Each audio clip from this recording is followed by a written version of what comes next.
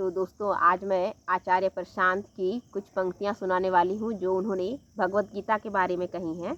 तो चलिए पहले मैं पंक्तियाँ सुनाती हूँ फिर बताती हूँ, क्योंकि मैंने ये पंक्तियाँ खुद के जीवन के साथ, खुद की मनस्थिति के साथ, अभी की व्यवस्था के साथ काफ़ी ज़्यादा रिलेट करते हुए पाई हैं। तो देखते हैं आप इन्हें कितना रिलेट कर पाते हो या आपकी सिचुएशन से ये कितना रिलेट होते हैं। तो आप देखिएगा और बताइएगा मुझे कमेंट में। तो चलिए मैं पहले वो पंक्तियाँ सुनाती हूँ। तो आचार्य प्रशांत इन पंक्तियों में कहते हैं कि आम आदमी कैसे कह देता है कि मुझे गीता बड़ी पसंद है। मुझे समझ में नहीं आता। गीता हर उस चीज़ के विरुद्ध है। गीता हर उस चीज़ के विरुद्ध है जो हमें बहुत पसंद है। तो तुम्हें गीता कैसे पसंद हो सकती है? तो तुम्हें गीता कैसे पसंद हो सकती है? तुम जो कुछ करते हो धर्म और संस्कृति के नाम पर, तुम जो कुछ करते हो धर्म और संस्कृति के नाम पर, गीता उसके बिल्कुल विरुद्ध है। तुम्हें गीता कैसे पसंद हो सकती है? यही वजह है कि दुनिया में होंगे 100, 1, 2, 110 करोड़ हिंदू होंगे।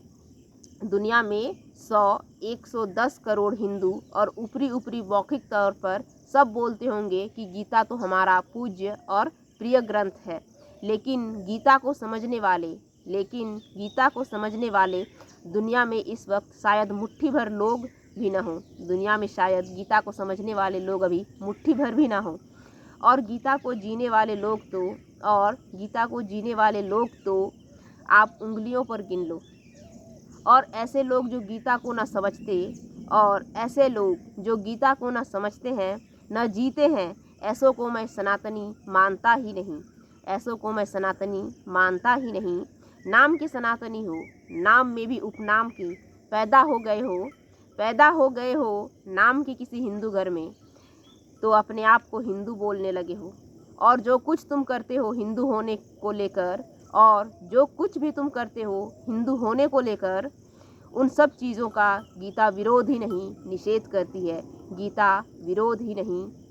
करती है।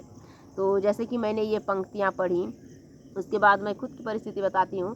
क्योंकि मुझे गीता पहले मुझे काफ़ी आकर्षक लगती थी। मैंने जब पढ़ी नहीं थी गीता, आहिस्ता मैंने इसे पढ़ना शुरू किया। मैंने अभी भी गीता पूरी पढ़ी नहीं है।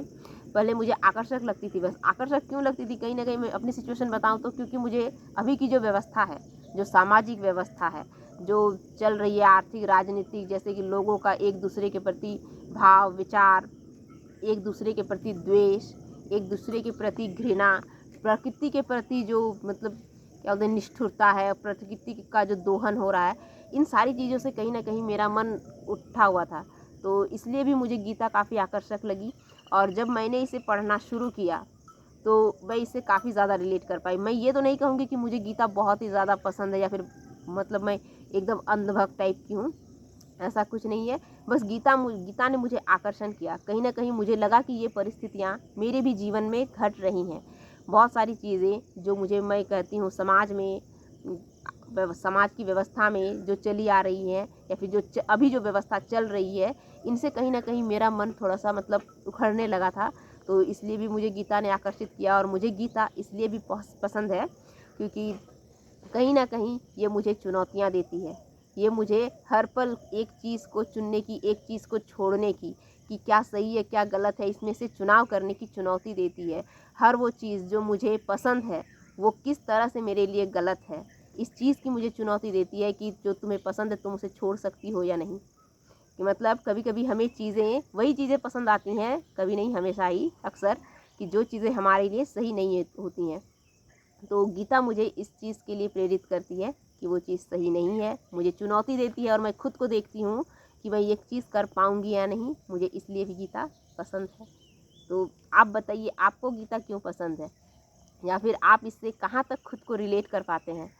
क्या आपके जीवन में भी ये सारी घटनाएं घटी हैं, या फिर आप भी अपने आसपास में ऐसी व्यवस्था देखते हैं जिससे कि आपका मन रुष्ट होता हो, या फिर जिससे आपका मन हट करके आपको गीता में लगा हो, या फिर कोई भी ऐसी परिस्थिति हो जिस वजह से आपको गीता पसंद हो? क्योंकि अक्सर लोग जो होते हैं ना, इसे बचने का कोशिश करते हैं, इसे पढ़ने से, गीता पढ़ने से लोग बचने की कोशिश करते हैं। क्योंकि मतलब वही होता है, जैसे हम बताएं, अभी समाज में जो लोग लिप्त हैं पूरे, वो लोग तो इससे पूर्णतः बचने की कोशिश करते हैं कि हमें गीता पढ़नी ही नहीं है। क्योंकि अगर हमने गीता पढ़ी तो जो व्यवस्था चल रही है, जो हमें आराम, सुख, भोग, मोह, माया, जिस चीज़ के पीछे हम लगे हुए हैं वो चीज़ें हमें छोड़नी पड़ सकती हैं। इसलिए लोग गीता को पढ़ना ही पसंद नहीं करते हैं। तो एक बार गीता को पढ़िए, तब आपको पता चलेगा कि आपने जो मोह माया, इतना सब कुछ जिसे बता रखा है मेरा है, वो असल में आपका है ही नहीं। वो असल में आपका है ही नहीं, वो सबका है। एक समय में, एक परिस्थिति में वो सबका है, उसके बाद वो किसी का नहीं है। तो आप भी देखिए कहाँ तक रिलेट कर पाते हैं, और मुझे भी कमेंट में ज़रूर बताइएगा। धन्यवाद। Thank you. राधे राधे।